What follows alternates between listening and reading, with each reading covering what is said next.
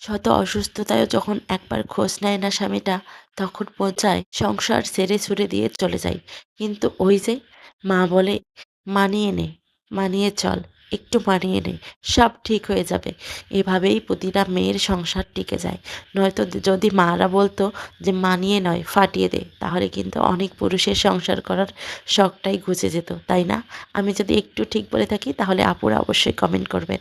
Cute cute আপুরা আমার সঙ্গে যদি একমত হয়ে থাকেন তাহলে আমার ভিডিওটা একটু শেয়ার করে দেবেন গ্রুপে, অন্য আপুদেরকে দেখার সুযোগ করে দেবেন। আমি কিন্তু এই ধরনের ভিডিও প্রতিনিয়ত করে থাকি।